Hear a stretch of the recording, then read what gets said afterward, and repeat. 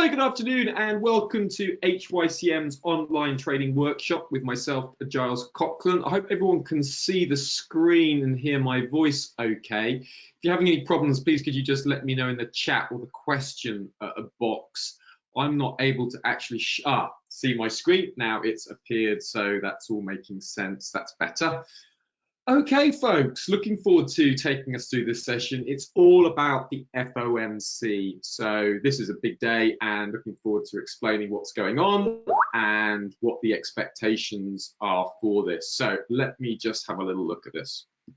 Now, one of the key expectations here, one of the key things to realize when you're trading, remember, as we talk about different entries, exits, this isn't trading advice. The whole idea of this webinar is you look over my perspective, you see how someone trades from a professional trading background and it's an educational experience. So one of the key aspects obviously in trading is we look to back strength against weakness. Okay, so just as we expect a strong arm to defeat a weak arm, that's exactly what we're looking for in the currency markets. We want to back a strong currency against a weak currency. That's how you get direction. And I'll show you an example like today so you can see exactly what's going on. I'm also going to do a special bonus today because I'm going to show folks how you can get low risk, high reward entry points. I'm just going to show you some. I'm going to show you one example today for gold and potentially trading the FOMC event. I'll show you how you can really have, the lowest risk with the highest potential reward. So I'm going to run through that with us. Now, before I do, I just want to go through the main charts just so I can sort of show you how this works, right? Let me just show you how markets work. Now, whenever you have a big event, markets tend to get very cagey before it. It's just normal. And that's because no one wants to open a new position, take on a new position before you see the actual data release.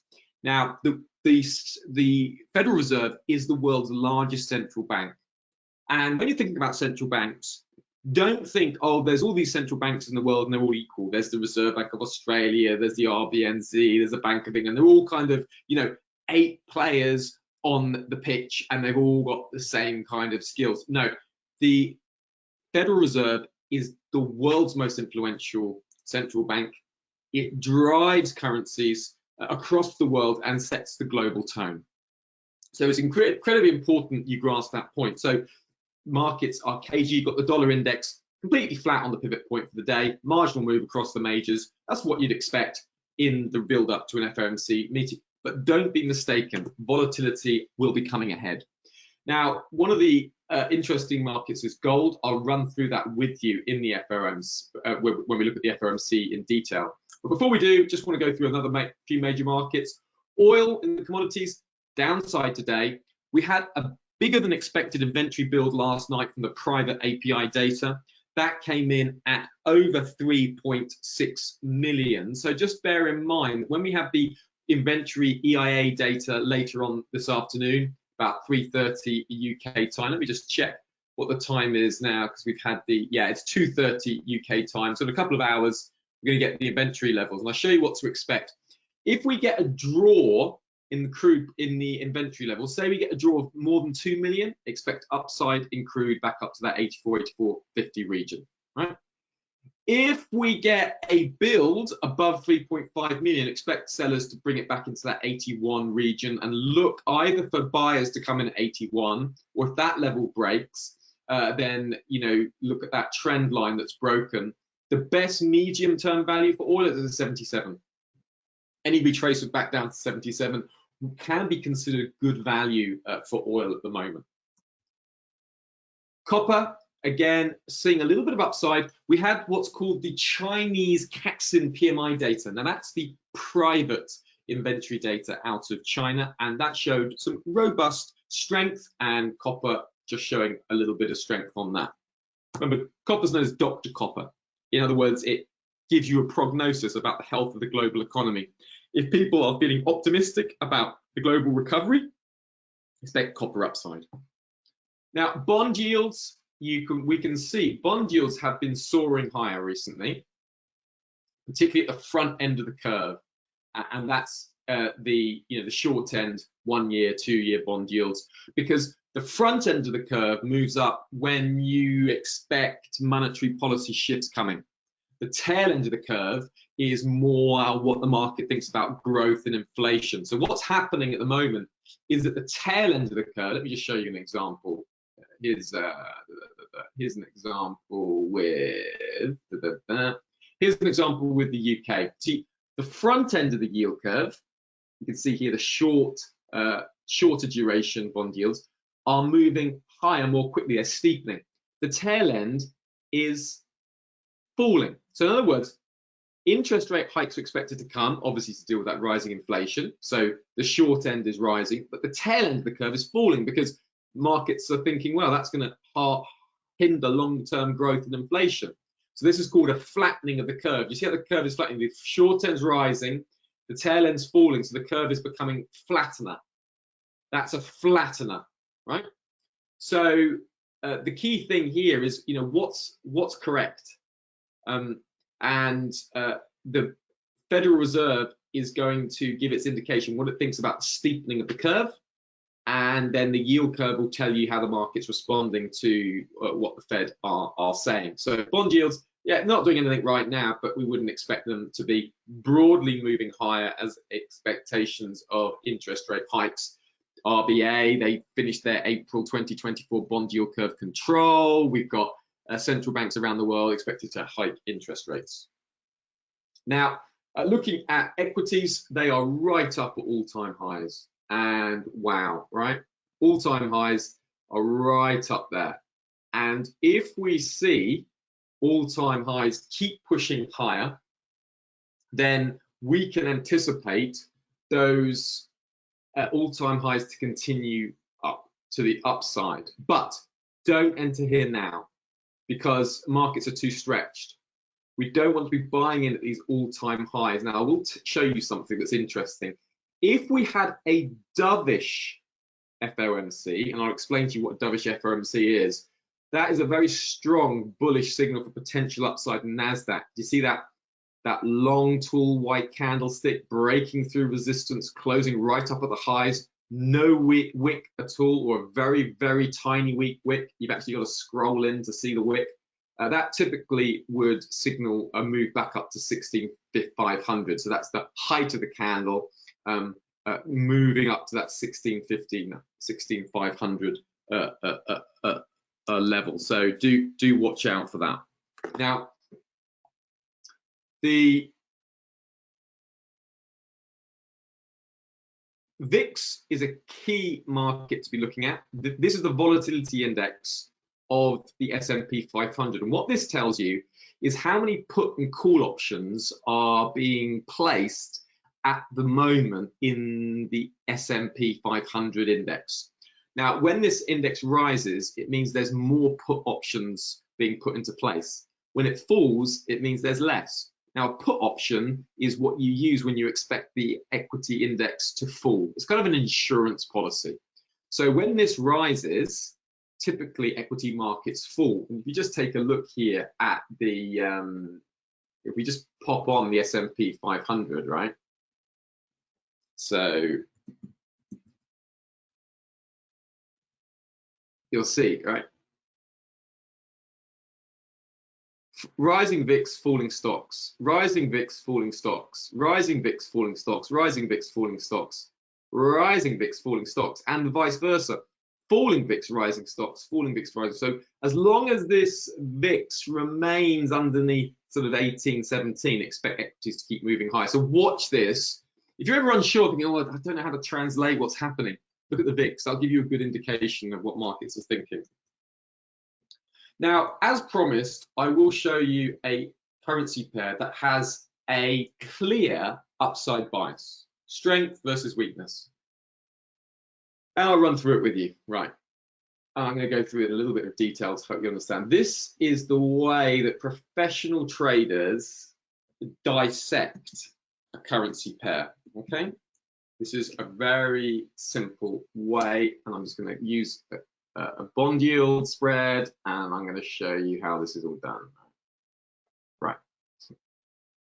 Okay, so Now, the New Zealand dollar Japanese yen pair, you can see, is moving sharp to the upside. Now, that is for a very good reason. There is what's called a central bank divergence between the RBNZ, that's the Reserve Bank of New Zealand, and the Bank of Japan. The Bank of Japan is expected to keep interest rates very low for the foreseeable future. The Bank of Japan has been struggling with deflationary pressures for years, and as a result, is not expected to move from 0.10%. The RBNZ, by contrast, is struggling with inflation. Inflation has reached a 10-year high. The latest employment data showed unemployment level was down to a 14-year low. Participation rate was up. Employment was up to 2%, beating expectations. And the RBNZ is expected to hike rates 4 times next year, with Westpac Investment Bank seeing the RBNZ hiking rates to 3% by 2023. This opens up a huge divergence between the RBNZ and the Bank of Japan. Now, I've been long this pair and I've taken profit and looking to get back in on a retrace. So what I'm looking for is markets don't move in a straight line. Okay, so I've got my strong currency, I've got my weak currency. And you see the bond yield spread. That bond yield spread is the yield spread difference between the New Zealand 10-year and the Japanese 10-year. Now, why do you use a bond yield spread? Simple, I'll tell you why. It gives you it tells you what bond traders are thinking about the longer term prospects of the economies. It's kind of like a risk profile for the two economies. Can you see, as the bond yield spread rises, so does the currency. As it rises, and it falls, so does the currency. Right? Falling bond yield spread, falling currency, rising bond. You get it? You can see the correlation, see how close it is. And you can see, yeah, sometimes it does diverge. You know, rising currency, falling bond yield spread, but look, it's a false breakout of that level. Okay, so use a bond yield spread. It's dead helpful for you when you're trading. Now, here we can see, right, what we're looking for here. I'm looking for upside. Do I want to just buy in at those highs? No, I'm looking for a retracement. So the obvious area to retrace is back to that 80-20 region. Now, this is the way, like, clever traders manage risk. You see, you got one, you can see I've got a big trend line. That trend line's broken to the upside. Now, that would typically find buyers on a retracement. So, in other words, where's the sort of silly place? Well, I say silly, but, you know, where's a daft place to enter? It was kind of like up at these highs. Where's a sensible place to enter at a pullback? So moving back to that 80-20, it means you can have your stop really quite tight, say 78, 79 even, right? Anything below 79 should be all right. 78, 60, something like that, right? Price moves back there, you expect to find buyers and you expect another leg higher up towards that 84, 86. I'll show you a trade I took in pound yen, and I'll show you, and this is all over my blog. I was, you know, speaking about this all the time, so I'm really not flexing here, but I'm just trying to explain to you how this works. Now, like, the pound yen was an obvious trade to go long.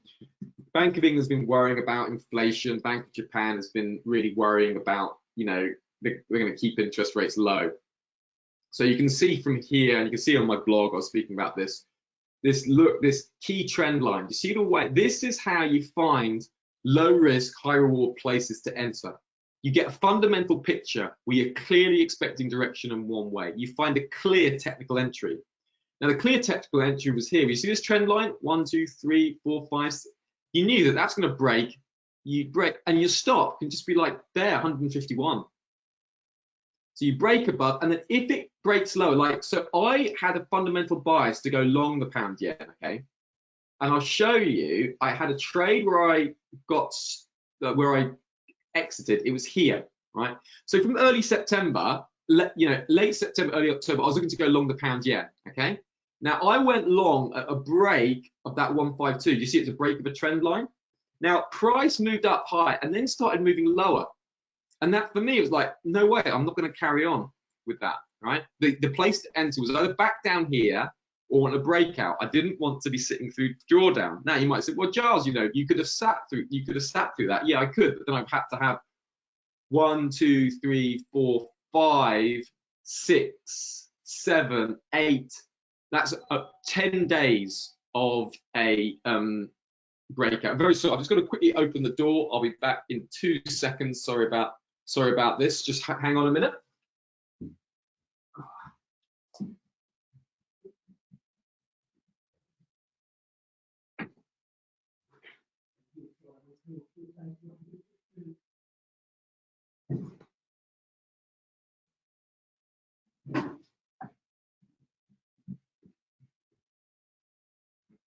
I'm very sorry for the delay. It's my wife and I's 20th wedding anniversary this year, and some flowers have just delivered, so I wanted to pick those up.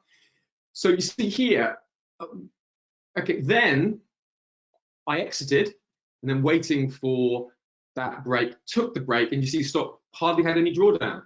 Then I saw that long-term trend line from the weekly. I think, well, I'll just move my stop under there, and then right up into these highs, and I took profit around 155.50.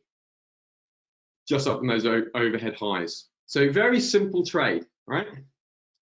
So let me show you now how that can play out with gold coming up. Now, obviously this isn't a guarantee because it depends what the decision is, but this is the situation where this would be good. Now, in the FOMC have got a bit of a problem. And the problem I'll just show you here, right? Right, this is the problem here. Do you see, this is called the euro-dollar futures. And what the euro-dollar futures tells us is that the Fed is expected to raise interest rates quite significantly this year. Next year. You can see there's expected to be 0.69% of interest rate hikes from the Fed by December of next year, right? So that's really quite high in terms of pricing. So what that means is the Fed are going to be expected to answer whether they think that's realistic or not. Now, what they're expected to do at the moment is they're expected to announce tapering. But if they say something like, well, we're going to have to quicken the pace, and if we're going to have to end purchases before the middle of 2022, if they say we're worried about inflation and there's a risk that we're going to have earlier liftoff in rate hikes, then expect gold to fall sharply lower, right? So you can look at gold falling sharply lower through that 1760 back into 1720. Now, if they're dovish, if they say, yes, we're going to announce tapering, remember that's expected, so that's not a surprise, but we could see a later conclusion in the middle of 2022. And if they push back against rate hike bets for 2022, and they say, well, the Labour outlook means that they'll have to be patient with hikes as long as maximum employment remains far away, if they stress that there's a broad consensus among the board that price pressures will not run away from the Fed and that they're not going to hastily overreact to current price pressures, then in that case, expect yields to be lower, equities higher, and gold to soar out through that trend line back up to that top level. So that's what you're looking for. So the hawkish scenario would send gold lower, the dovish would send gold higher. So basically what you're looking for is anything that's dragging out tapering, anything that pushes back against interest rate hikes, and there's also the risk of a midway point. So they could do something hawkish in action, but dovish in word, like the Reserve Bank of Australia did earlier this week. Yes, they ended the 2024 April bond yield curve control, but then they kind of said, well, yes, we could raise interest rates before 2024, but I don't think we will. They were kind of like hawkish action, dovish rhetoric. Sorry, it sounded a bit of a tongue twister. So this is how I'm going to manage the trade. So this is how you understand it, right? If the Fed announce tapering but start to say they're uncertain about the economic outlook, they're going to drag it out longer. If they really push back against rate hike bets for 2022, if they really stress worries in the labor market, then that would be very dovish, and I expect gold to bust out higher. Now, the way I do it is I buy at market and I manage it if and when we broke up higher through this level. So then I'd wait for this break. Now that means my stop can be very tight. And if I get a close above this level on the weekly chart, and you can also do this on the daily chart, that's fine too. If I've got to close above that level on the daily chart, I'll just stay with it, okay? And just look to manage the trade. First target 1830, second target 1860, final target 1900. That would be the obvious way to do it. And risk can be really carefully rewarded. Now, use these trend lines to define and limit your risk. Now, the only way that, don't just find a trend line and then go, aha, but find a trend line with a fundamental story. When you've got the trend line with the fundamental story, like we have here with the Fed's decision coming up, and if they're dovish, then you've got that great trend line in gold, and you can look for real opportunity to the upside. I'll give you one more instance, and I'll show you another way of easily finding a trade to define and limit risk. So let's look at the Euro-Swiss franc pair. Right, now the Euro-Swiss franc pair is interesting. Right, the ECB, we're expecting the ECB to raise interest rates before the Swiss National Bank. Swiss National Bank have the lowest interest rates in the world, 0.75%. ECB are currently at 0.10. Now, looking at the bond yield spread between the German 10-year and the Swiss 10-year, you can see that they're spiking higher. So we would anticipate the Euro-Swiss franc pair to find a little bit of support here. Now, this is a key support and demand level. Risk can be defined below that 1.0450 region, and we can reasonably expect a retest up to 1.0750, maybe just slightly under 1.0735, potentially looking for a move back up to 1.08 and 900. So there's a high risk, there's a low risk, high reward entry. Now, of course, this doesn't mean that this pair will find support here, but you can just see that, yeah, medium term, there should be an upside bias between the euro and the Swiss franc. Yes, we're in a key support level. Yes, we are expecting the ECB to move before the SNB. Now, obviously, we have to monitor the trade. If we see risk-off trading, we can see some more Swiss franc gains. There is a worry at the moment that Swiss franc keeps gaining, and it's not entirely clear why. So risk has to be defined, but it can be defined and managed. That's a fairly low-risk, high-reward entry. We've also started to see some intervention by the SNB to support prices. Here you can see a very clear indication of blue line is the euro Swiss franc, green line is SNB sight deposits. What the sight deposits show is the level that the SNB intervene in the euro Swiss franc pair to support the price higher. The higher the green bars, the higher the intervention. The way the SNB intervene is they buy euros and they buy dollars. That supports the euro Swiss franc pair. So you see, usually when the euro Swiss franc comes into this 1.0600 region, you see sight deposits increase. SNB intervenes, pair lifts higher. SNB intervenes, pair lifts higher. SNB intervenes, pair lifts higher, right? SNB intervenes, pair lifts higher. SNB intervenes, pair lifts higher, right? SNB intervenes, it'll lift in the pair. Now we're starting to see a little bit of extra intervention. Now, if we see this growing again, and again, and even higher, then we'd expect more upside in the euro-Swiss franc pair. So watch out for that, okay? And just keep your eye on the weekly sight deposits. They come out once a week. So that's how you go about putting things together. And that's the simplest low risk, high reward entry is just simply on a trend line break. You can see here, this simple trend line break was a good place to define limit risk on the euro Swiss franc upside. You can see you had 1, 2, then 3, then it broke to the downside. You see risk was defined and limited very nicely there. Okay, it's very, very sensible. You always find these sort of trend lines, but look for these trend lines when you've got a clear fundamental story. When you've got a clear fundamental story, they can be great. Folks, I hope that's been helpful. If you've got any questions, please do ask them now in the question box. Otherwise, I hope that's been helpful for you. Just give folks 30 seconds or so to ask a question.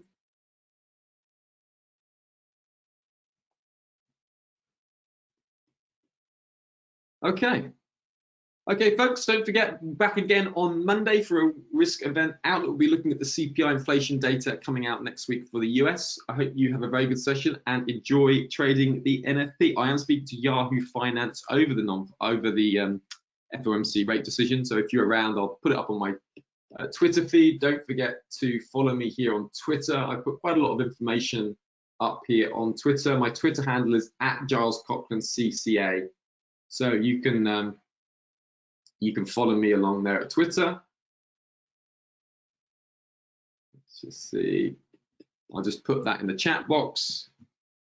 And that's my Twitter handle. And if you just put that Twitter handle into Twitter, you can find me and follow me. And, you know, I do put a lot of information and updates on my feed. Okay, folks, take care, everyone, and enjoy the trading session later. Thanks now. Goodbye.